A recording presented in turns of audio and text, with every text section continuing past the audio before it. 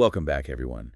Ready for another deep dive? Definitely. Always up for exploring new ideas. Well, today we're diving into Morgan Housel's The Psychology of Money. Ah, interesting choice. I've heard good things about that one. Yeah, it's not your typical finance book. It's more about, like, how our brains work when it comes to money. The human side of finance, right. I think that's something a lot of people overlook. Exactly. And that's why we're doing this deep dive. Okay. Because whether you're a seasoned investor or just starting out, understanding this psychology can make a huge difference. Absolutely. It's not just about the numbers. It's about understanding ourselves, our own behaviors. One of the key takeaways from the book is that financial success isn't, just determined by what you know. It's also about how you behave. Right. Knowledge is one thing, but putting it into practice consistently, that's the real challenge. Yeah, Housel actually tells this story about a tech millionaire who, despite all his financial achievements, had some, let's say, questionable money habits. Oh, interesting. What kind of habits? He was constantly flashing cash and bragging about his wealth, even though he was deeply in debt, like classic signs of, not having a healthy relationship with money. Ah, I see. So it's like even with financial success, your behavior can still sabotage you in the long run. Exactly. It's not enough to just understand the technicalities of finance. Yeah. We also need to master, like, the psychology behind our money decisions. So much of it is about self-awareness and emotional intelligence. Definitely. Now, Housel also dives into another fascinating concept. He talks about how your personal history, your background, shapes your financial views. I'm really intrigued by that idea. It makes sense, right? Our upbringing, the economic climate we experience in our younger years, it all leaves a mark. Absolutely. It's like we develop our own individual money script based on those experiences. And those scripts can be incredibly powerful, influencing our decisions without us even realizing it. It made me think about how, growing up during a recession has probably made me more cautious with money than someone who, say, experienced a booming economy in their youth. What about you? Did any particular experiences shape your views on money? Well, Housel's example of lottery tickets really resonated with me. He talks about how statistically it makes no sense to buy lottery tickets. Yeah, the odds of winning are astronomically small. But people still spend billions of dollars on them every year. It seems kind of irrational, doesn't it? Especially for people who might be struggling financially. It might seem that way on the surface. But House's point is that every financial decision makes sense to the person making it at that moment. Meaning? It's all about their personal narrative, their experiences. For some, that lottery ticket represents hope, a dream of escaping their financial struggles, even if it's a long shot. So it's not really about judging those decisions. It's more about trying to understand the underlying motivations. Exactly. We need to understand those narratives, both our own and others, if we want to make truly informed financial choices, not just based on cold, hard logic. That's a really good point. Now, this next idea from the book was kind of a mind blower for me. Housel argues that success, particularly financial success, Yeah. isn't always as glorious as it seems, and that failure isn't as devastating. I'm curious to hear more about that. It's certainly a different perspective. He brings up the role of luck and risk, saying they play a much bigger part than we often acknowledge. We like to think we're in control, that we create our own destiny. Right. But Housel challenges that notion. I see. So how does he back that up? He compares the stories of Bill Gates and his childhood friend, Kent Evans. I vaguely remember reading about that. Weren't they both exceptionally bright? Yeah, both incredibly talented and ambitious. But as we all know, Gates went on to become a tech giant, while Evans, unfortunately, died in a rock climbing accident. A tragic reminder that sometimes life just deals us a bad hand, no matter how smart or talented we are. And that's Housel's point. He's not trying to diminish Gates' accomplishments, but rather highlight how much of our success is due to factors beyond our control. Luck, timing, being in the right place at the right time. So it's a lesson in humility, both when we assess our own successes and when we judge the successes of others. Exactly. And it leads perfectly into one of the most fundamental concepts in finance, one that Housel really emphasizes throughout the book: the magic of long-term compounding. Ah, yes. The eighth wonder of the world, as Einstein supposedly called it. He tells the story of Warren Buffett, arguably the most successful investor of all time. But here's the thing. Buffett didn't actually accumulate extraordinary wealth until later in life. Now, that's interesting. You'd think with his track record, he'd have been a multi-billionaire much earlier. That's what's so fascinating about compounding. It's like time is the secret ingredient. The longer you stay invested, the more powerful the effect becomes. It's like a snowball rolling down a hill, gathering more and more snow as it goes. Housel actually presents this hypothetical scenario where Buffett only invests from his 30s to 60s, pretty standard investing time frame. And what happens? His wealth ends up being a fraction of what it actually is. Wow. That really highlights the difference a few extra decades can make. It's a powerful reminder that starting early and staying invested, even with modest amounts, can lead to extraordinary results over time. Patience really is key. It's not about chasing quick returns. It's about letting that compounding magic work its magic. Okay, so we've got this concept of compounding, but then Housel throws in this other challenge. She calls it getting the goalpost to stop moving. That sounds intriguing. What exactly does he mean by that? Well, as our income grows, as we become more successful, it's tempting to constantly upgrade our lifestyle. Yeah. Bigger house, fancier car, more extravagant vacations. Lifestyle creep.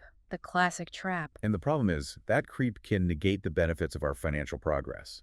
We end up on this treadmill, always striving for more, never feeling truly satisfied. It's like we're running as fast as we can, but we never actually get anywhere. Exactly. To illustrate this point, he brings up some cautionary tales. Guys like Rashad Gupta and Bernie Madoff. Those names certainly ring a bell. Weren't they involved in some pretty major financial scandals? Yeah. Both achieved immense wealth, but were driven by this insatiable desire for more. It ultimately led to their downfall. A classic case of greed leading to ruin. And it underscores Housel's point about the importance of defining your enough. Figuring out how much is enough for you to feel content, secure. And resisting that constant pressure to upgrade your lifestyle as you earn more, which, let's be honest, is incredibly hard to do. So true. Especially in a world where we're constantly bombarded with messages about what we should buy, how we should live. It takes real self-awareness and discipline to resist those external pressures and stay true to our own values. Now here's where things get even more interesting. Housel draws this compelling analogy between saving money and conserving energy. I love a good analogy. I'm curious to hear where he's going with this. He reminds us about the global oil crisis back in the 70s and how we overcame it, not by finding more oil. But by becoming more energy efficient, learning to do more with less. Exactly. Wow. We innovated, we found ways to reduce our consumption, and ultimately we came out stronger. So is he suggesting that we can apply the same principles to our personal finances? Precisely. Reducing our spending, becoming more financially efficient, creates a surplus, just like reducing energy consumption creates an energy surplus. It's about making the most of what we have rather than always needing or wanting more. And it shifts our focus from things we can't control, like the price of oil or the stock market, to things we can control, our own spending habits, our financial choices. It's about taking ownership of our financial well-being. Now, this next concept really resonated with me. It's the value of room for error. Housel uses this great analogy from the world of blackjack. Okay, I'm intrigued. Tell me more. So even skilled card counters, the ones who meticulously track the cards to gain an advantage. They still know they can't win every hand, right? There's always an element of chance. Exactly. And they accept the possibility of being wrong, so they adjust their bets accordingly. They don't go all in every time, even when they feel confident. So it's about managing risk, even when you think you have an edge. Right. And that same principle applies to investing. Unexpected events happen, markets fluctuate. It's like having a safety net. Exactly.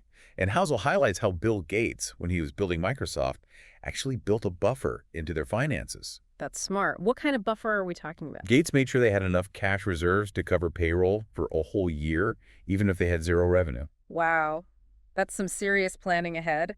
So he was prepared for the worst case scenario. It's a powerful example of preparing for the unexpected, building that cushion to weather the storms, the inevitable ups and downs that come with any endeavor, especially investing. It's a reminder that things don't always go as planned, and having that room for error, that financial cushion, can be a lifesaver. Both financially and emotionally, I would say. Definitely. It's about peace of mind. Okay, so we've got this margin of safety built in. Does that mean we can, be a bit more bold in our financial decisions? Yeah. Take on more risk? Well, here's where Housel cautions against striving for perfect rationality. He argues that trying to be coldly rational all the time can actually be emotionally draining. We're humans, not robots, right? Exactly. We're driven by emotions, whether we like to admit it or not, and those emotions inevitably influence our decisions. He uses a really interesting example to illustrate this point. A doctor who actually won a Nobel Prize, Julius Wagner-Jarek. Okay, I'm not familiar with him. What'd he do? He used this, let's say, controversial treatment approach. He used fever therapy to treat syphilis. Fever therapy. That sounds a bit risky. Yeah, it carried significant risks, but here's the thing.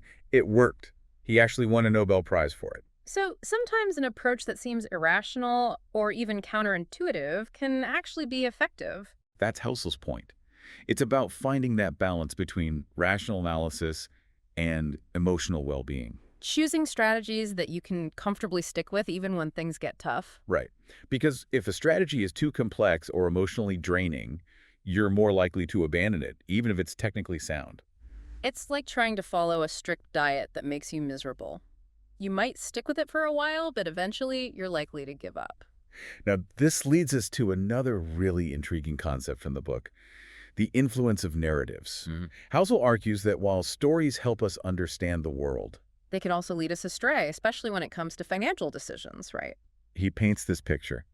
Imagine an alien visiting Earth in 2007 and then again in 2009. Okay, I'm picturing it. The physical infrastructure is essentially the same, buildings, roads, everything. But the economic sentiment is drastically different, from boom to bust. Ah, I see where he's going with this. It's all Yeah. about the narrative, the stories we tell ourselves about the economy, about the future. And those stories, regardless of how accurate they are, can have a massive impact on people's behavior. It's like a self-fulfilling prophecy. If everyone believes the economy is going to crash, they're going to start acting accordingly, and that can actually contribute to the crash. Exactly. So being aware of these narratives, these stories we're exposed to, is crucial. We need to be critical thinkers, not just blindly accepting what we hear or read. And we need to be aware of the stories we tell ourselves, those internal narratives that might be holding us back or leading us down the wrong path. Because sometimes those internal narratives are the most powerful of all. Now, when we think about investing, one of the first things that comes to mind is diversification. But Housel actually challenges the traditional view of diversification. Oh, interesting. How so? He argues that true diversification isn't about owning hundreds of stocks across every sector. So it's not about spreading your bets as widely as possible. He suggests that it's more about owning a handful of companies that you really believe in, companies you're willing to hold for the long haul, even when things get bumpy. I like that approach. It's about investing with conviction. He compares it to art collectors. The most successful collectors don't just buy every piece of art they can afford. They carefully curate a collection, selecting pieces they're passionate about. Pieces they believe will stand the test of time. Similarly, in investing, it's about finding companies you understand, whose missions resonate with you, and whose long-term prospects you're confident in. It's about building a portfolio that reflects your values and your beliefs about the future. Now, here's another intriguing idea that Housel explores, the concept of tails drive everything. Tails drive everything. Okay, that's a new one for me. What does that mean? He argues that a small percentage of our actions often account for the vast majority of our outcomes. It's like the Pareto principle, the 80-20 rule applied to life and investing. Exactly. A small number of key decisions or investments can have an outsized impact on our overall results. So it's not about neglecting the rest of our portfolio or daily actions, but recognizing that not everything carries equal weight. Right. Some choices have the potential to be game changers. And it's about identifying those potential tail events, those investments or decisions that could have a disproportionately large impact on our financial future. And that ties into another important point that House makes. He encourages us to embrace the fact that, many of our efforts, both in investing and in life, will inevitably fail. Failure is part of the process, right? Exactly. It's a natural part of the journey. Even the most successful investors, they're wrong a significant percentage of the time. It's about learning from those mistakes, adapting, and keeping moving forward. The key is resilience, the ability to bounce back from setbacks. Because, in the end, it's not about avoiding failure altogether. It's about how we respond to it. Now let's shift gears a bit and talk about this complex relationship between money and happiness. Howells argues that, while money can't buy happiness outright, it can buy freedom and control, which can contribute to overall well-being. Exactly. He defines wealth as financial assets that haven't yet been converted into the stuff you see. Meaning? It's about having options, the ability to make choices that align with your values and priorities without being constrained by financial limitations. So it's not about the material possessions themselves. It's about the freedom and flexibility that money can provide. Right. It's about having the resources to pursue your passions, spend time with loved ones, or simply enjoy the peace of mind that comes with knowing you have a financial cushion. It's about having the freedom to live life on your own terms. This reminds me of another distinction that Housel highlights, the difference between being rich and being wealthy. Now that's an interesting one. Aren't they basically the same thing? We often judge wealth by what we see, right? The fancy cars, the luxurious homes, the extravagant vacations. But Housel argues that true wealth is often invisible. It's the money you don't spend, the savings you've accumulated, the investments you've made. Exactly. It's that financial security that allows you to make choices without being beholden to a paycheck. It's about building a life that is truly yours. It's a powerful reminder that appearances can be deceiving. True wealth isn't about keeping up with the Joneses. It's about building a life that aligns with your values, a life that provides you with freedom, security, and peace of mind. And speaking of building a secure future, let's talk about saving for retirement. I know it's a topic that can feel a little daunting for some people, especially when you're younger. It seems so far off, and it can be hard to prioritize saving for something that feels so distant. Housel acknowledges that, but he encourages us to shift our perspective. Okay, I'm listening. How do we do that? He suggests viewing saving not as a sacrifice, but as a way to give your future self more options and control. It's like investing in your future happiness. It's about recognizing that your future self is just as important as your present self, and that you deserve to live a comfortable and fulfilling life, regardless of your age. It's a matter of perspective. Instead of seeing saving as depriving yourself today, you see it as enabling yourself tomorrow. Exactly. And Housel reminds us that retirement planning doesn't have to be complicated. Simple, consistent contributions to a low-cost index fund over a long period can yield remarkable results. It's the slow and steady approach that often wins the race. So we don't have to be financial experts or have a lot of money to start saving for retirement. It's about building those good habits early and letting time and compounding do the heavy lifting. Consistency and patience are key. And that brings us back to something we talked about earlier, the influence of our personal history on our financial decision-making. Right, those early experiences with money, especially during our formative years, can have a lasting impact. Housel argues that they shape our beliefs, attitudes, and even our risk tolerance. Makes sense. Someone who grew up during a period of economic instability might be more risk-averse than someone who experienced consistent prosperity. Exactly. So it's about being aware of how our past might be influencing our present financial choices, understanding our own unique money script. And recognizing that what feels normal to us might not be normal for someone else. Now, this leads to a really fascinating and often overlooked aspect of financial success, the role of luck. Luck. We don't like to talk about that much, do we? We prefer to think we're in control. I know. We like to attribute success to hard work and talent. And while those things are important, They don't tell the whole story. Housel argues that luck and risk are inextricably linked. And he uses a really powerful example to illustrate this point.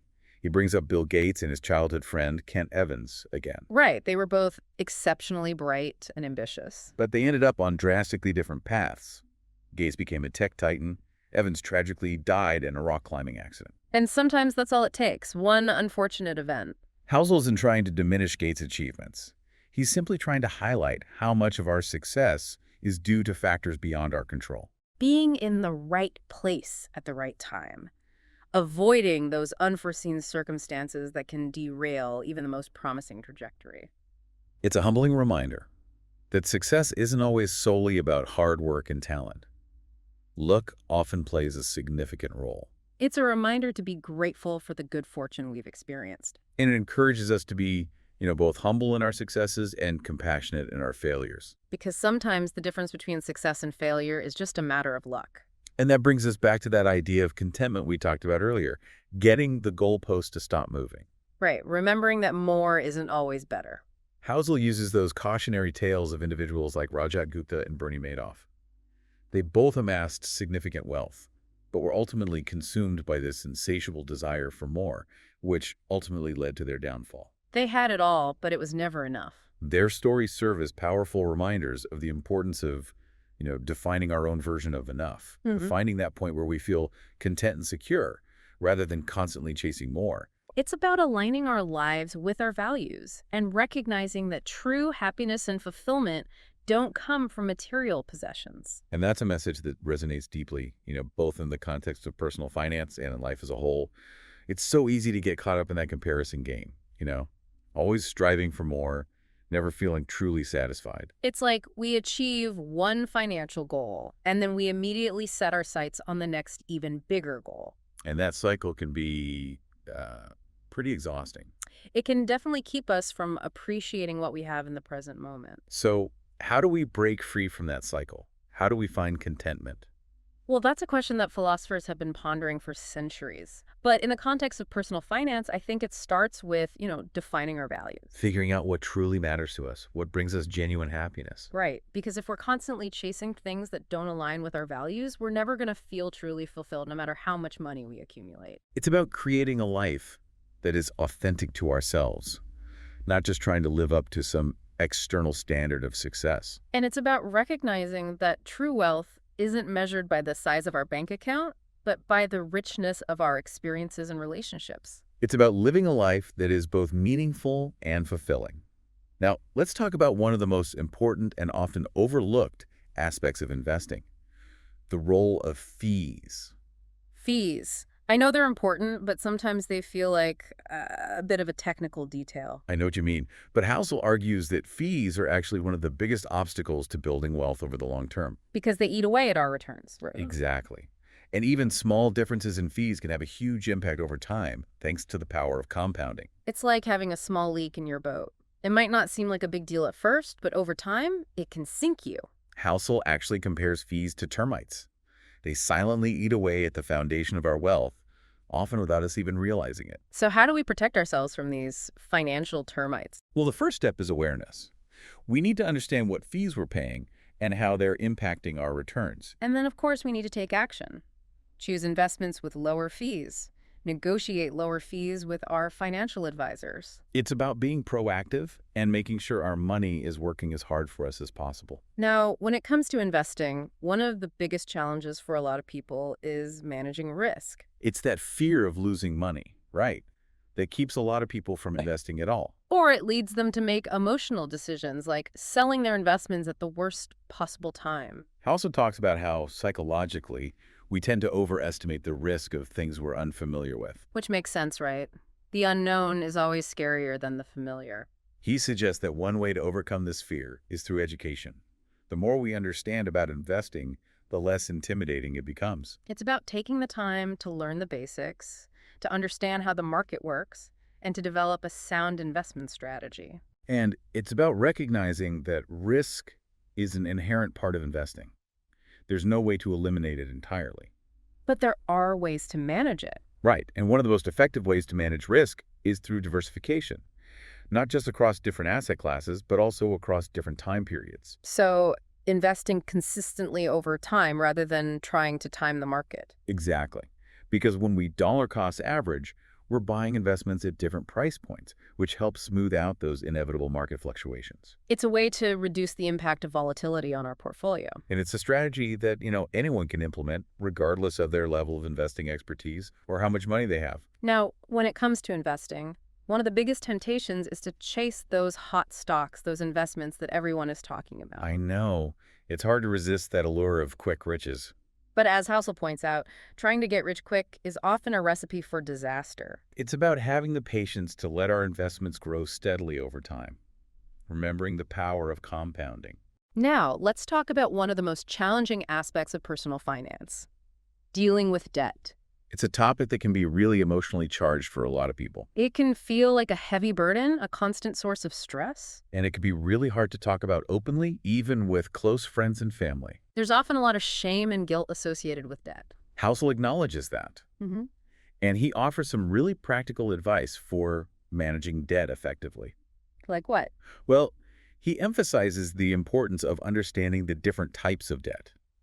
Not all debt is created equal. Right. There's good debt, like a mortgage on a home. And then there's bad debt, like high-interest credit card debt. And managing debt effectively starts with, prioritizing those high-interest debts. Because they're the ones that can really snowball out of control. He suggests creating a budget, tracking our spending, and looking for ways to reduce our expenses. Those are all great tips, but they can be hard to put into practice. It takes discipline, for sure.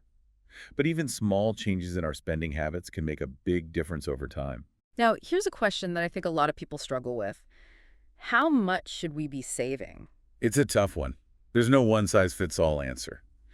But Housel offers some general guidelines. Like what? He suggests aiming to save at least 15% of our income, and if possible, to increase that percentage as our income grows. So it's not just about hitting a certain savings number, it's about making saving a consistent habit. Exactly. And he reminds us that saving isn't just about preparing for retirement. It's also about building a financial cushion for unexpected events. Like job loss, medical emergencies, or even those spontaneous opportunities that come up in life. It's about having the freedom and flexibility to make choices without being constantly worried about money. Now let's talk about a topic that can be a bit controversial, the role of money in relationships. It's definitely one of those things that couples don't always like to talk about. But it can be a major source of conflict if it's not handled openly and honestly. Housel stresses the importance of communication. Couples need to be on the same page when it comes to their financial goals, values, and spending habits. And it's important to recognize that different people have different attitudes towards money.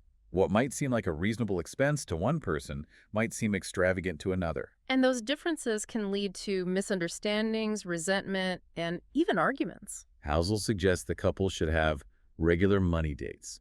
Money dates. Yeah, like set aside dedicated time to talk about their finances, review their budget, and make sure they're working towards their shared goals. It's a way to keep those lines of communication open and to avoid those financial surprises that can strain a relationship. And it's a way to, build that sense of partnership and shared responsibility when it comes to managing money. Now, I know we've talked a lot about the practical side of personal finance, but Housel also dives into the psychological side of money. He talks about the importance of gratitude and contentment. Right. Recognizing that true happiness doesn't come from material possessions, but from the relationships we cultivate and the experiences we share. He reminds us to appreciate what we have rather than always focusing on what we lack. It's about shifting our mindset from scarcity to abundance. And it's about recognizing that money is a tool that can be used to create a richer, more fulfilling life.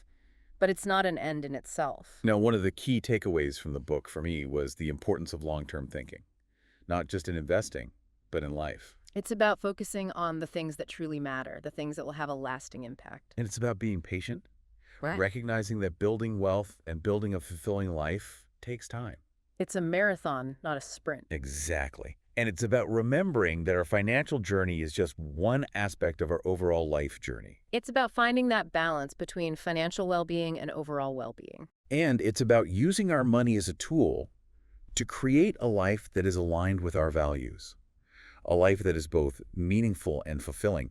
It's like, we spend so much time worrying about the day-to-day ups and downs of the market or our portfolio that we lose sight of the big picture. We forget about those long-term goals, those dreams we're working towards. And we end up making decisions that, might feel good in the moment, but ultimately sabotage our progress in the long run. It's about having that discipline, that patience, to stay focused on the things that truly matter.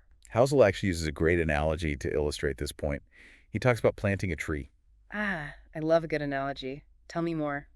You don't expect a tree to grow into a mighty oak overnight, right? Of course not. It takes time, patience. Exactly. It takes time, patience, and consistent nurturing. You have to water it, fertilize it, protect it from the elements. And it's the same with our finances. Building wealth is a long-term game. It's about making those consistent contributions, those smart choices, and then letting time and compounding work their magic. It's about trusting the process, even when things get bumpy along the way. And it's about remembering that, setbacks are inevitable. They're part of the journey. The key is to learn from those setbacks, adapt, and keep moving forward. Now, I wanted to touch on something else that Housel emphasizes throughout the book, this idea of rethinking our definition of wealth. It's a topic that's near and dear to my heart because I think a lot of people have a very narrow definition of wealth. Yeah, they equate it with, having a big house, fancy cars, all the latest gadgets. But true wealth is so much more than that. Housel actually defines wealth as financial assets that haven't yet been converted into the stuff you see. It's about having options, The ability to make choices that align with your values and priorities without being constrained by financial limitations. So it's not about the material possessions themselves, but about the freedom and flexibility that money can provide. The freedom to pursue your passions, to spend time with loved ones, to travel the world, to give back to your community. It's about having the resources to live a life that is both meaningful and fulfilling. And it's about recognizing that true wealth isn't something you acquire, it's something you cultivate. It's a mindset of a way of life. Now, one of the things that really struck me about Housel's writing was his emphasis on the importance of personal responsibility. Absolutely. He doesn't sugarcoat things. He reminds us that we are ultimately responsible for our own financial well-being. We can't blame the government, the economy, or even our parents for our financial situation. We have to take ownership of our choices, both the good ones and the bad ones. And we have to be willing to make those tough decisions, those sacrifices that are necessary to achieve our financial goals. It's about being proactive, not reactive. And it's about remembering that, small changes made consistently over time can have a huge impact on our financial future. It's about building those good financial habits, one step at a time. Now, I will leave our listeners with one final thought from Housel. He says, the most important driver of success is not how much money you have, but your relationship with it. I love that quote because it really gets to the heart of what this book is about. It's not about the numbers. It's about our mindset, our beliefs, our attitudes. And it's about developing a healthy relationship with money, one that is based on respect, balance, and intention. So as you continue on your financial journey, remember to be mindful of your relationship with money. Be intentional with your choices. Be patient with the process.